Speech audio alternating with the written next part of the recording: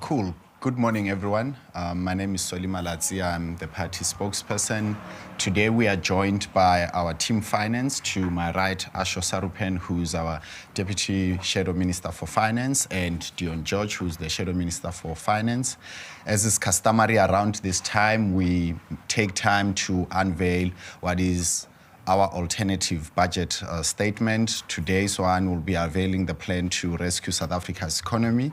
So Dr. Dion will kick it off, will be followed by Ashor. Then we will talk about our measures to rescue the economy at the end. As is customary towards that time, we'll also take questions. So I'll hand over to you, Dion. Do you want this document here? Thank you very much, Solly. Thanks very much, everybody, for coming. On Wednesday, the Minister of Finance, Enoch Godongwana, will deliver the 2024 National Budget speech. He will set out how government intends to manage the fiscal crisis it has created and its priorities in spending the people's money over the next 3 years. After almost 30 years of ANC government, South Africa's economy is unstable and sentiment is deteriorating at an accelerating pace.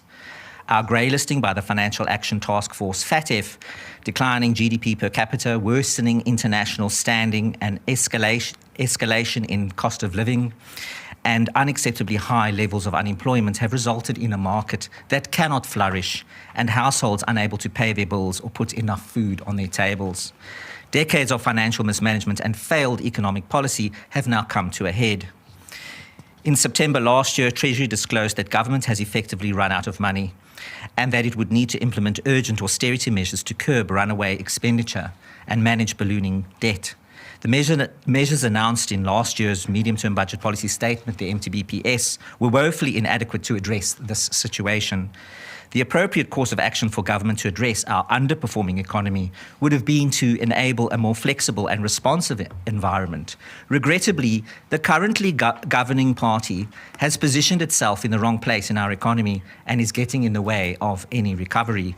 The DA has formulated this alternative budget to course correct, display how a caring government would tackle the cost of living crisis head on and rescue our economy. Without any major alterations in growth assumptions, our alternative budget proposal presents an adjusted expenditure framework that reconfigures government spending to redirect our fiscal trajectory from the current cliff towards a more sustainable future. It presents the immediate and longer-term fiscal interventions that are needed for our economy to grow and generate the jobs South Africans so desperately need. Our alternative budget is therefore directed by 4 core policy priorities. 1, establishing the foundations for sustainable economic growth that generates jobs.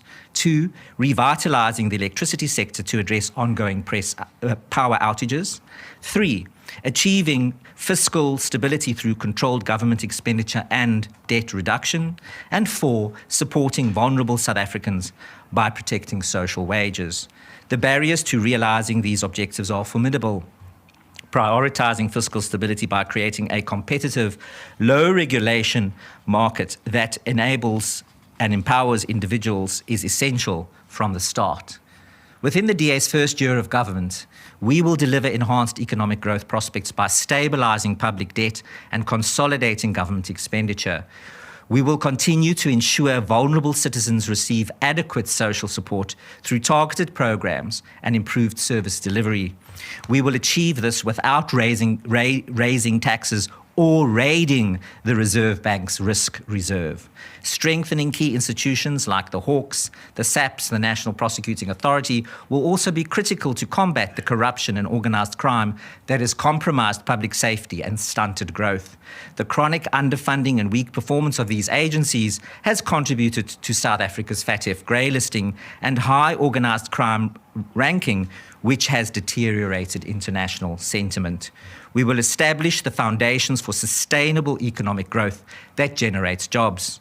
The global economy remains in a state of inertia amid the fiscal drag of the overlapping negative shocks from the pandemic, Russia's war on Ukraine, conflict in the Middle East, and the higher for longer monetary stance of most central banks.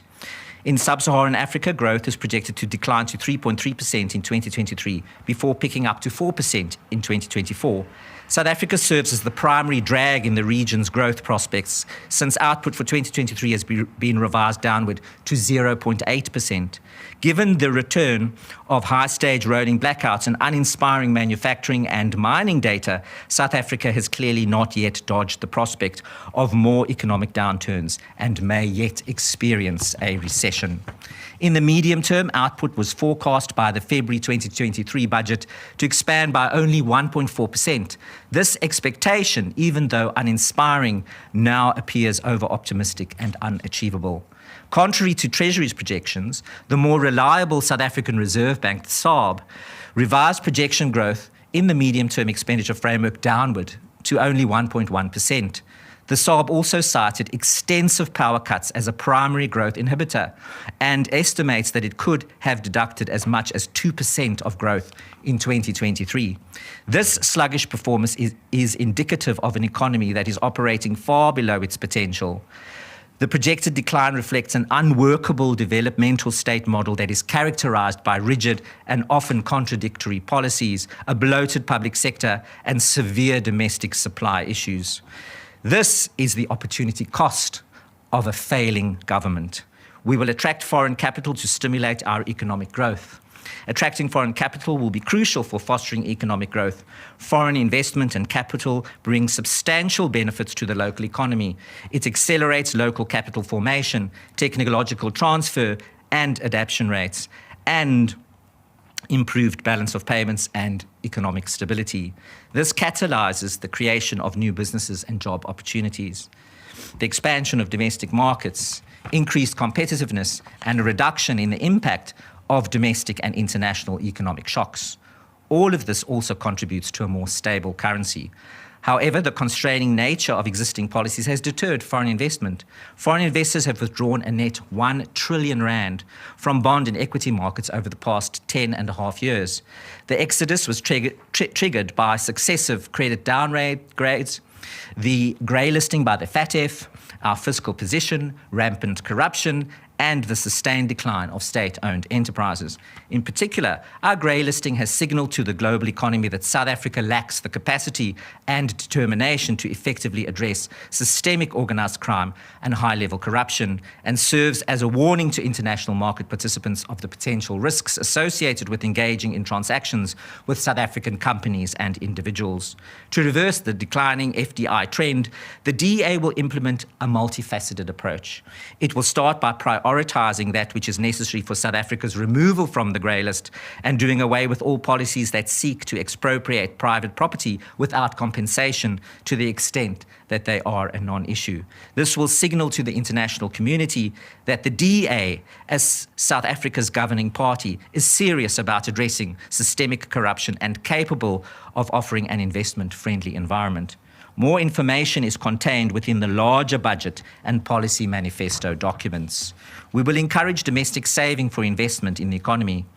It is savings, not spending, that makes the wheels of our economy turn. Savings provides the means for investment. Without savings, there would be substantially less investment. Without investment, there would be no progress. Investing domestic savings into fixed investment is pivotal. It facilitates capital formation, which is essential to job creation and business expansion that fuels growth. By relying more on local savings, a country reduces its dependence on foreign capital, which is often volatile and subject to international market fluctuations. This ensures more stability while maintaining the risk of currency mismatches, which is a critical consideration given the proclivity of the rand's depreciation against foreign currencies during global downturns. Domestic savings are more aligned with local economic needs and ensure that investments are both financially sound and socio-economically relevant. This fosters investment that yield positive financial returns while contributing to societal well-being. Increasing local savings will also develop and deepen domestic financial markets, in turn utilizing local savings for investment priorities, financial inclusion, enabling a broader segment of the population to participate in and benefit from it. This, in turn, contributes to a more sustainable economy. South Africa's current fiscal environment does not favour savings. Soaring inflation continues to cripple low-income families who are disproportionately burdened. They face a double impact. Their limited savings vanish quickly, while essential items like food become increasingly out of reach. To reverse this trend and incentivise more domestic saving, the DEA has proposed multiple policy measures. They will be reiterated at the end of this presentation. I will now hand over to Ashor, who will make the presentation of the next section. Thank you very much, Dion. So when we look at state-owned enterprises, Minister Gondongwana, when he took office, promised tough love for these entities. But there is a practice of bailouts that has continued unabated and has become even more unsustainable. They failed to provide the intended corporate revitalization that would have addressed underperformance and the financial struggles of these entities. What these fiscal injections have done is finance debt services, excessive wage bills, and inflated spending on suppliers, which yields negative rates of return or a negative multiplier effect, and has crowded out infrastructure investment. And the persistent inefficiencies of state-owned enterprises, despite significant taxpayer money being thrown at them, demand a reassessment of the strategies intended to address them. The reality is simply that this government cannot continue to delay the inevitable collapse of many moribund SOEs and the misplaced hope that they will spontaneously self-correct and fund themselves somehow from their own balance sheets. The immediate course of action should be to introduce public-private partnerships as a precursor to privatization. Failure to act now by opening the sectors to private investment will keep the country locked in an indefinite low-growth trap. It's imperative to prioritize sectors with network industries. South Africa's network SOEs such as Transnet, PRASA, Eskom, and various water utilities are crucial, yet they're underperforming. While the telecommunications sector shows stability, and of course there's a fair amount of market competition there, the urgent need for reform in energy, water, and transportation cannot be overstated.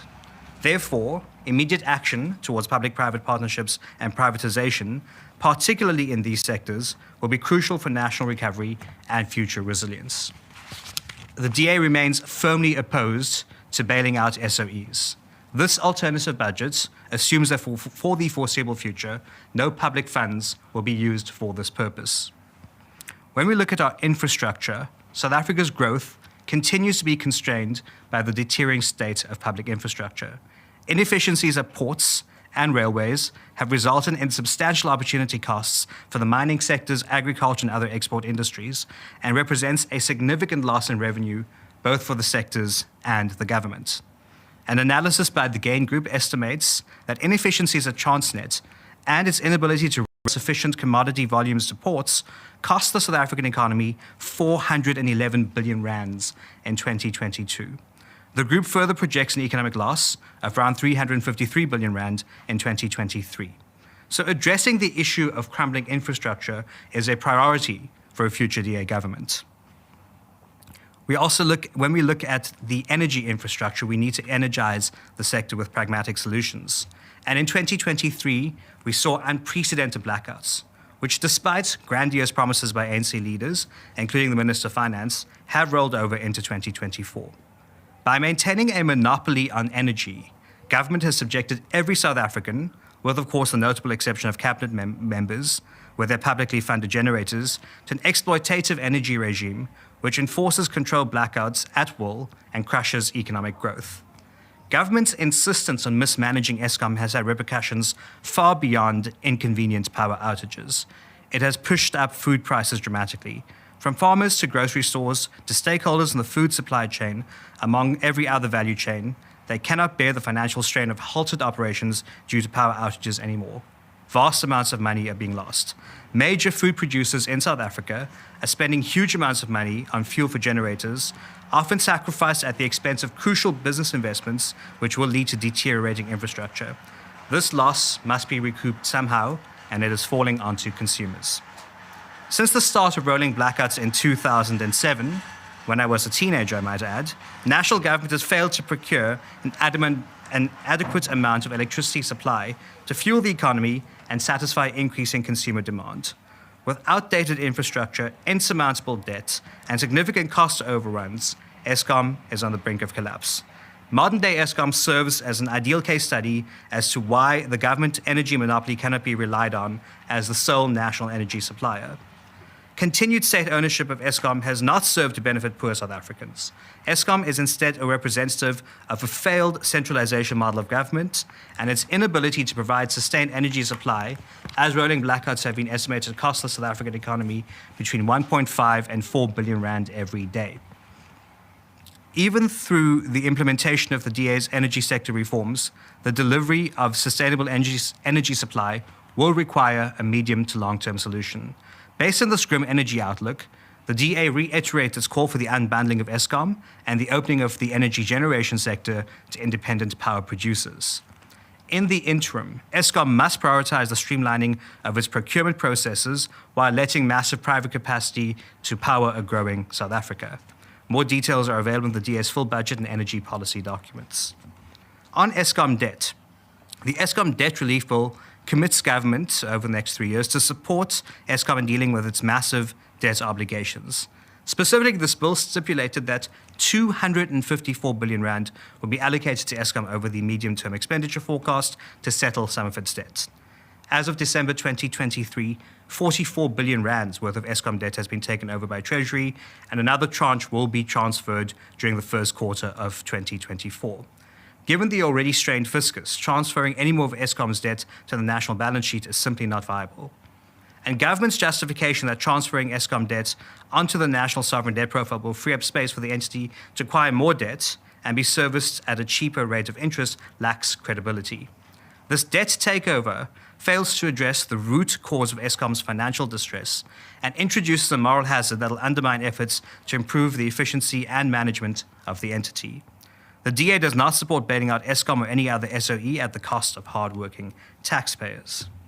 When we look at the broader fiscal environment and public debts, we see that government consumption expenditure has increased significantly, and to secure the funds necessary to finance expenditure is resorted to debt.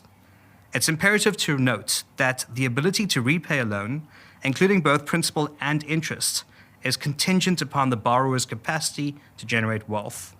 Unfortunately, government has demonstrated an inability to generate any wealth. Instead, under the ANC, the government operates as a consumptive entity, which continuously extracts resources from true wealth generators in society, and it has undermined the wealth-generating capacity of the economy.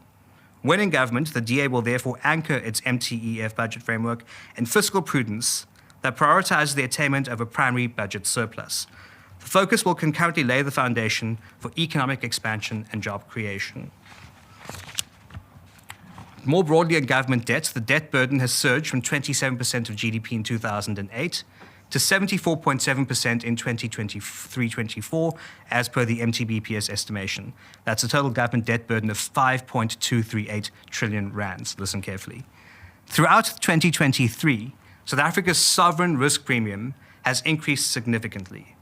In October of last year, government's debt stabilization target was revised to 77.7% of GDP by fiscal year 2026-27, a timeline far exceeded in the projections from the 2023 budget. Debt service costs have been the fastest growing item of the budget, while consuming an increasing share of GDP and revenue for the past 2 decades. Has risen from 307.2 billion rands to 354 billion rand in the span of a single year. Due to anticipated widened budget deficits, both borrowing requirements and debt service costs are now likely to exceed these estimates. In 2024, more than 20 cents of every rand collected in revenue every year will be used to pay debt service costs. Consequently, interest payments on accumulated debt have crowded out the necessary spending on essential public services such as defense, policing, public health, and basic education. Analysis indicates that if implemented, governance under the DA will lead to a reversal in the upward trajectory of government's debt to GDP ratio as early as the 2024-25 fiscal year. The DA has introduced a responsible spending private members bill to accelerate this process and introduce a series of fiscal anchors. On government expenditure, the 2023 MTBPS projected consolidated expenditure over the MTEF of 7.414 trillion rand, with an average deficit of 3.67%. Most recent data released by Treasury themselves suggest that this is unattainable and the deficit will widen significantly. it is evident that the current expenditure trajectory is not sustainable, and continued deficit spending alone cannot lead to new sources of prosperity. And that takes us to the public sector wage bill. The escalating debt and deficit spending have not been channeled into infrastructure development or bettering the lives of South Africa. It has rather fueled consumption expenditure. Government salaries, specifically those within the 30,000 odd millionaire manager class, have inflated to unsustainable and unjustifiable levels, particularly given the absence of a corresponding increase in productivity. The past decade has seen the country's wage bill rise by higher than most other OECD member states. Between 2014-15 and 2019-20, civil service compensation grew above inflation at an average rate of 7.3%, and over the MTEF, Treasury estimates spending a minimum of 2.07 trillion rands on the public sector wage bill. The cost of this failure is now becoming unbearable, as it threatens to cripple the government's ability to provide even the most basic services to its citizens. Unless drastic measures are taken, the situation will continue to deteriorate. Added pressure is applied by increasingly demanding wage negotiations. Now, when we look at the gold and foreign currency contingency reserve account, what we see is that government's fiscal mismanagement has now prompted the ANC to propose a raid on risk reserves held by the South African Reserve Bank. This proposal fundamentally misunderstands the role of central bank reserves in maintaining monetary stability and investor confidence. Liquidating such reserves for short-term gains risks inflationary pressure, it undermines the credibility of our monetary policy, and it signals fiscal irresponsibility to international markets, and the international community will be watching. Resorting to the Reserve Bank as a fiscal stopgap would further diminish South Africa's standing amongst global investors and suggest to policymakers the erroneous notion that fiscal discipline can be forsaken for expedient solutions. The DA firmly opposes any measures to finance fiscal management through the South African risk reserve. When we look at public procurement, it accounts for 22% of South Africa's GDP. So it's a powerful lever to incentivize change up and down value chains in the economy. Specifically, public procurement has a critical role to play in promoting the inclusive and sustainable growth championed by Sustainable Development Goals. Unfortunately, public procurement policy and the UN Sustainable Development Goals in South Africa are not aligned. To this end, the DA has introduced a social impact bill. It will repeal BBBEE and references to it in other legislation. Instead, the bill proposes the adoption of the SDGs within ancillary acts. The social impact bill will eliminate BBBEE and amend preferential procurement policy to incorporate a company's contributions towards a range of sustainable development goals. Where the current approach deters investment, a turn to social impact would drive investment. The overwhelming beneficiary of the improvement in SDGs would be Black South Africans, since they're most affected by the various deprivations which the SDGs track. Moreover, this reformed state procurement system will yield savings of up to 20% of government expenditure on goods, services, and public works. This amounts to 1.3% of GDP, or 20% of government spending in these areas. I'll now hand back to Dion. Thank you. Thank you, Ashor. The DA will support vulnerable South Africans. The economic climate in South Africa exerts a disproportionate burden on low-income and marginalized communities. Their financial hardship is exacerbated by global economic volatility and domestic policies that hinder economic participation while inflating the cost of living to an unlivable extent. South Africa's expansive social security net does serve as a buffer against the most severe impacts of pervasive poverty and unemployment. However, reliance on social security has been on the rise even before the introduction of the Special Social Relief of Distress Grant to the SRD. From the fiscal year 1998-99 to 23-24, the number of social grants, excluding the SRD, has skyrocketed by approximately 756%. growing from just over 2.5 million to nearly 18.9 million people. The rapid growth of welfare dependency contrasts sharply with the performance of the economy. According to the medium-term budget policy statement, government's medium-term expenditure framework spending plans include an allocation of 3.75 trillion rand for the social wage. The budget sets aside 34 billion rand to extend the SRD grant to March 2025. An extension beyond this date is notably absent. Low economic growth for the foreseeable future and little scope for increasing tax revenue means that the extension of the SRD grant will add significant pressure to the already constrained fiscal.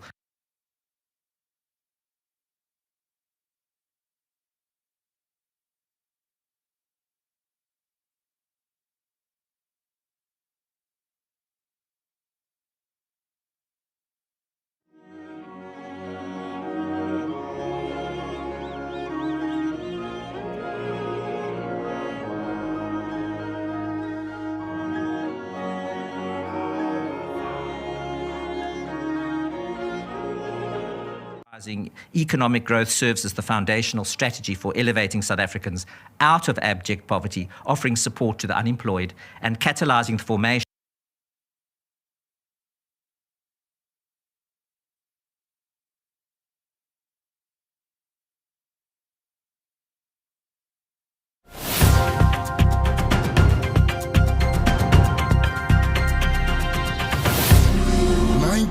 position to make spending decisions. This approach facilitates a more efficient allocation of resources compared to coupons or the existing grant system, as market-driven allocation decisions are more efficient than those made by the state. In South Africa, evidence indicates that cash grants of this nature are utilized effectively by recipient households for essentials such as food, education, transport and healthcare. Globally, research on such cash transfers shows that support does not deter beneficiaries from gaining employment. Rather, the transfers serve as a financial cushion that aids in job search efforts. The DA will convert the SRD grant into a job seekers grant. We will increase the child support grant.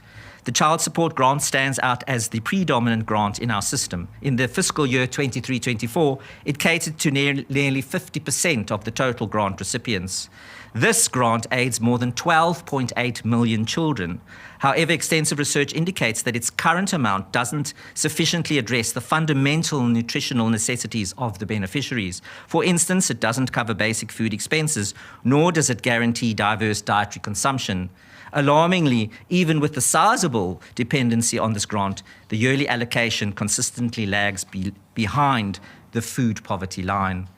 In April 2022, the value of the child grant saw an increment from 460 Rand to 480 Rand, which marked an increase of 4.3%. Though the enhancement was positive, the prevailing grant amount remains inadequate, especially when considering the current food poverty line is 760 Rand. The DA will align the child grant with the official food poverty line. We need an alternative national student aid scheme, NSFAS funding model.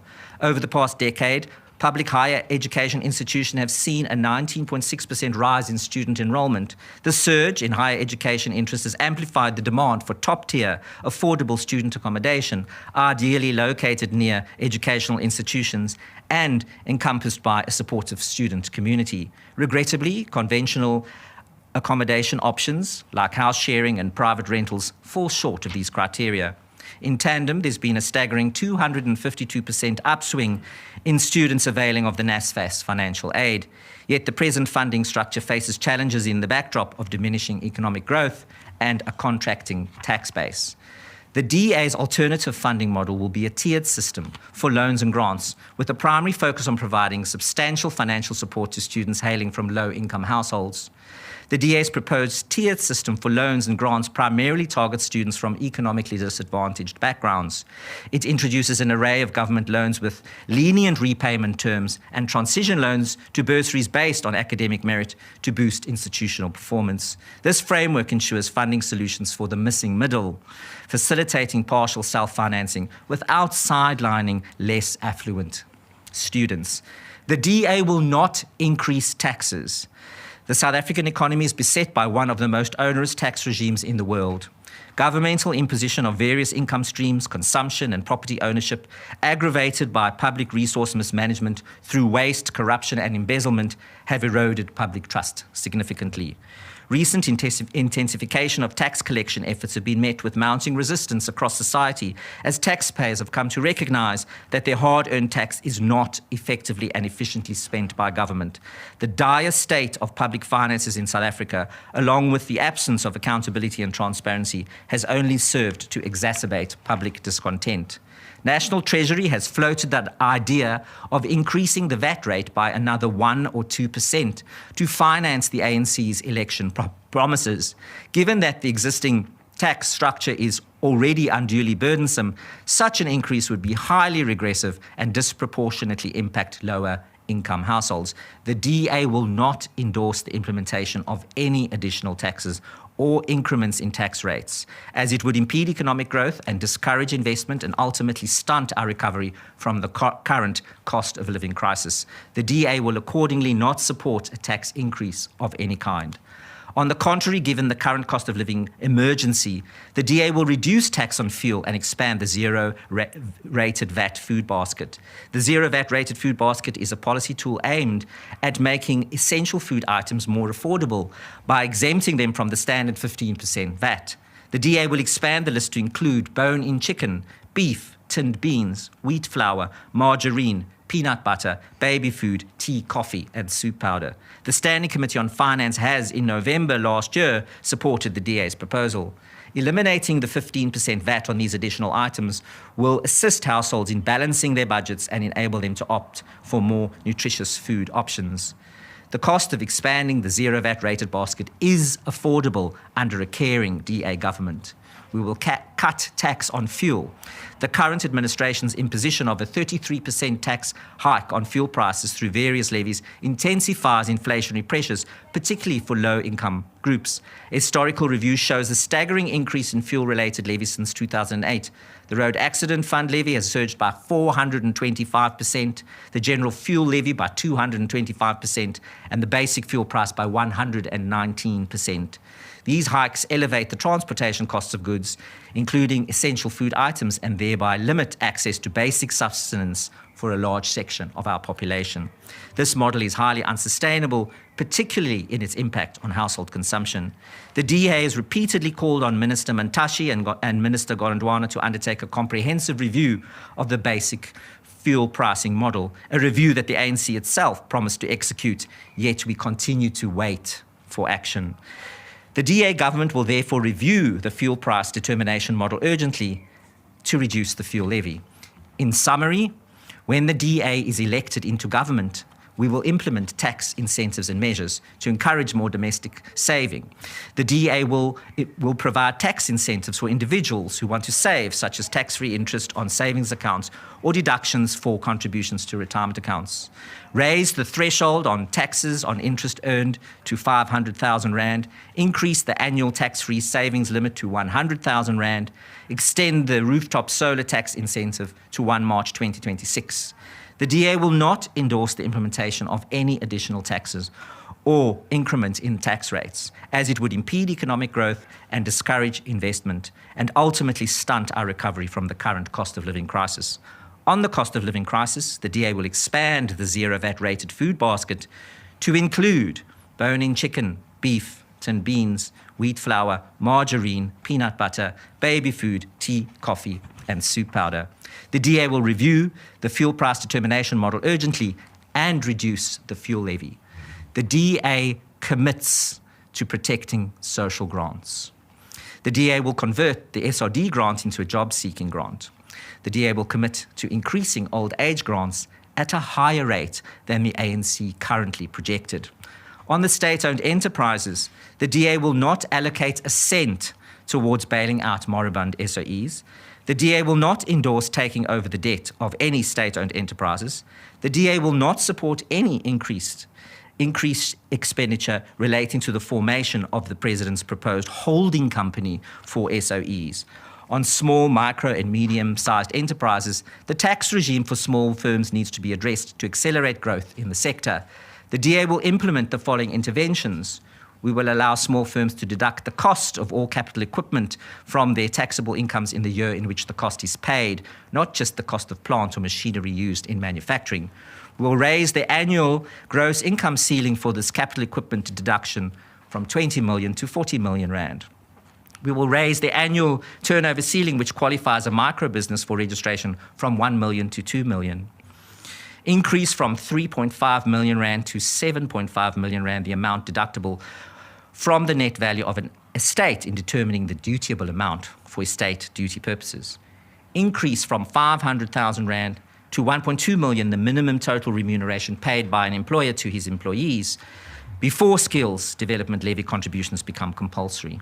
On labour, the DA rejects increasing public sector wages for workers not compensated by the Occupational Specific Dispensation Fund. To address the bloated public sector wage bill, the DA will freeze the wages of public servants not covered by the Occupation Specific Dispensation, including the likes of head office managers and supervisors, over the 3-year medium-term expenditure framework period. The DA will implement a temporary wage freeze for millionaire manager class who, while undertaking staff and skills audits, which include a review of remuneration and benefit structures for a more nuanced and sustainable plan to be implemented. Government can save another 22 billion rand over the medium-term period by reducing the number of millionaire managers in the civil service. On expenditure cuts, the DA will reduce expenditure by 900 million rand by reducing fruitless and wasteful expenditure in government entities over the medium term. 66 billion rand in the form of debt service costs saved by not taking over debt from Eskom, Sunroll, Transnet and other SOEs. 1.5 billion rand over the medium term by slashing expenditure on VIP protection and security services. 1.5 billion rand by shutting down the National Youth Development Agency over the medium term. 5 billion rand over the medium term through eliminating all national health insurance related expenditure. 6.8 billion rand saved through less spending on ministerial departments and other catering, accommodation and entertainment. Not supporting any expenditure related to the Ministry of Electricity, which amounts to around 80 million rand. 50 billion rand over the medium term by cutting expenditure on the Road Accident Fund. Optimizing the public procurement framework throughout the DA's first administration, which will be 5 years, an increasing share of up to 1.3% of GDP of savings will be achieved. Savings will amount to 165 billion rand over the medium term.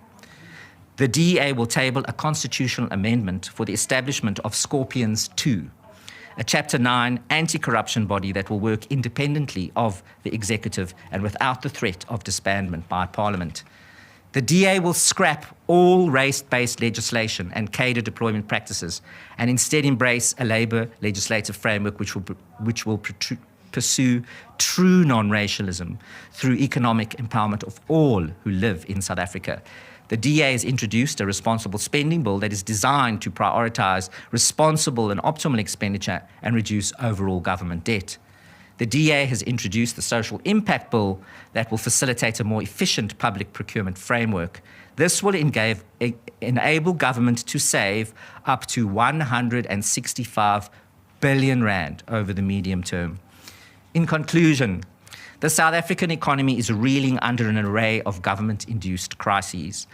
Economic growth has been stunted by a burdensome regulatory environment, a deficient skills base, and low labour market participation rates, a shrinking tax base, overburdened public and private infrastructure, diminishing capital formation, and alarmingly high levels of crime. Given the dire state of affairs, it is imperative that immediate and decisive action is taken. The failing ANC government is unwilling and unable to act. It is incompetent, incapable, and positioned in the wrong place in our economy. The ANC's inclinations to expand its regulatory reach is fundamentally incompatible with cultivating a market-friendly environment that can attract vital capital, fuel economic growth, ease the debt burden, and create the job opportunities necessary for lifting millions of South Africans out of poverty and despair. The ANC government does not respond because it does not care. And it will face the consequences of that at the elections this year. We can rescue South Africa's economy by removing this broken government. South Africa deserves a government that can unlock its limitless potential. That government is the Democratic Alliance. Thank you. Thanks very much, Dion and Ashor. Can I get a sense of who wants to do questions now? If there are none, the two will, sure. I was just saying if there are none, they'll be available for one-on-ones. Joseph, I know you want a one-on-one with one of the two, but let's start with you, Lindsay. Yes, the opposition to tax increase, would that include any fiscal drag? Opposition to fiscal drag. Sure, let's take yours. And also, second question, if you go to page 36, all the expenditure savings amount to 400 billion rand over 3 years. Do you think that's realistic? Thank you. Pretty straightforward. I don't want to pull out the questions if you don't have. Brother Joseph? Yes, Dion, on your support for social assistance, is this really just about seeing that the ANC has been cautioning South Africans that if it is kicked out of power, social grants will come to an end? Is this a mere response? Because as far as I remember your policies, you have been opposed to the expanding of social assistance over a long time. Yeah, thank you. Cool. Who's it? Do you want to start first and then Ashor can do the sweep? Yeah. Okay, I will... Come to for the sound. Okay, thank you very much for the questions. I'll start off with Linda's questions. On fiscal drag, we've said very clearly that we do not support tax increases. South Africans are battling. Everybody knows that people are battling to pay for their bonds, to pay for their cars, to pay for the education for their children, etc. We have an unbearable tax burden in South Africa. We looked very carefully at that, and it is very clear that if government manages our money effectively, you do not have to increase taxes, and you do not actually have to compensate for fiscal drag either. So we believe that South Africans have taken enough pain and enough punishment by a government that is simply unable to manage and spend its money wisely. And that is why we have been very emphatic around our tax increases. What we have done also, if you look closely at the numbers, we've carefully costed this also. So what we are saying is we can do what we say we will do, even if the economy does not grow, and even if we do not increase the taxes, because government spending can be managed far more effectively, and we can manage the public sector health bill, the public sector wage bill, etc. So that is why we are coming to that conclusion. And then on expenditure savings, we do believe that it is actually sustainable. You will know that we did our manifesto launch over the weekend, and our leader, John Steenhuisen, set out our key priorities, including creating or facilitating a number of jobs in our economy, etc., and specifically focusing on the economy. Our policy unit has spent over a year already, also with expert support, on designing a very carefully calibrated response to, if we take away the spending in the economy in this way, this is what it can mean, and also, can we actually do that? So, for example, can you actually cut the public sector wage bill? Because we know the trade unions are very strong, we know that there's a whole lot of political vested interests, etc. So what we looked at to say, well, what can we actually do? So in the event that the DA is the government after May, we walk into the union buildings and we have a DA led government, we will be able to implement those savings over time, incrementally. It is in fact doable. We do believe that. On social assistance, absolutely. The reason why the DEA has for years been talking about social assistance is because we actually have a massive problem in our country. We have South Africans, millions. There are 5 million children that are starving, according to the Nelson Mandela Children's Trust. 5 million children in our country at this very time are starving in a country that is rich as ours. That should not be happening. We have families that are actually relying on the social relief of distress grant. It's a very small amount of money and they pool it together because they're just barely managing to stay alive in an economy that is actually rich because it is mismanaged. That is why we are in this place. So yes, the ANC has said, well, if you don't vote for us, you're going to lose your grant. We all know that's not true. And I think everybody knows also that the DA isn't responding to that. We're responding to the cry of South Africans who are actually listening to their children that are crying because they're actually hungry. And that is what drives us. We also believe that even if the economy does not grow and we manage the spending, we will be able to increase the child grant, because if children are not getting enough food, they can't grow their brains enough, and then they can't learn enough at school. So that you then create a whole process that happens over generations that we pay for. So it makes enormous sense to increase the child grant to make sure that children are nutritionally rich enough to be able to become everything that they're capable of becoming. And that is why our focus on the grants. We have already said we would absolutely guarantee the grants that are currently in place, but we believe that they can be enhanced. So the SRD can evolve into a job seekers grant. The child grant can increase. The old age grant could increase at a faster pace because it's falling behind. So we've looked very carefully at that. And it has absolutely nothing to do with the fact that there's in fact an election, because life goes on. We don't know what the election's going to bring, but we certainly want to make sure that we can change the lives of people in South Africa that are battling every single day. That is why we have a very strong focus on supporting vulnerable South Africans. Yeah. So, I mean, let me just add to Dion's point in fiscal drag, and Linda, thanks for that question. I think over the years, National Treasury has increased taxes by stealth by not adjusting the tax brackets to account for inflation. So the fiscal drag problem has persisted, and so we've had stealth tax increases imposed onto people. And the simple reality is that also is not sustainable in a highly inflationary environment and cannot be used as a way to artificially increase taxes. And so, yes, we will, and under the DA, we will adjust the tax brackets for fiscal drag to account for that, because people's earnings erode over time. So that's a simple matter. On the 400 billion rand over 3 years, the medium-term expenditure forecast is 7.414 trillion rand, so 400 billion rand accounts for 5% of that. I think that is fairly feasible and reasonable if you consider it as a percentage.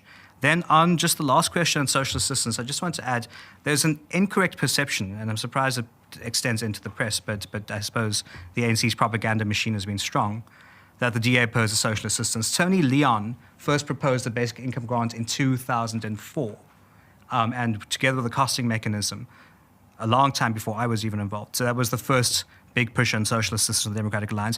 We've, over the years, costed a basic income grant several times in the past, amongst other measures, and it is always the ANC's favorite election ploy to say that they are the only party that will ensure social assistance continues, when the reality of the situation is, because we're headed towards a fiscal cliff, if the ANC has to knock on the IMF's door on the current trajectory, where we keep missing year after year after year our targets, particularly in stabilization of debt to GDP, that would be one of the first things under threat. So the fiscal situation has got to be stabilized to protect grants, and the DA is the only party with a plan to do that. Thanks. Thanks. I gather there are no follow-ups. So if you still want to do one-on-ones, the two gentlemen are here for that. Thanks for coming and braving the heat. Thank you very much. It was extremely hot.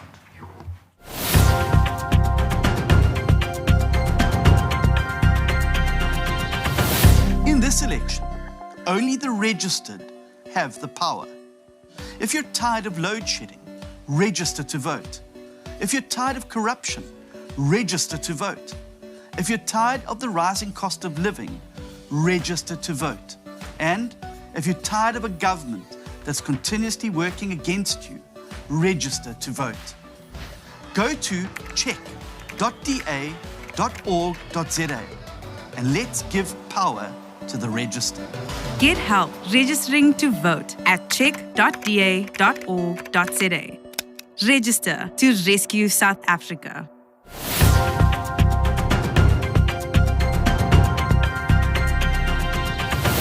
Thanks for watching. All across our beautiful country, people are joining forces to elect the new government that can rescue South Africa. Help our rescue mission and register to vote. Get help registering online now at check.da.org.za. Let's rescue South Africa.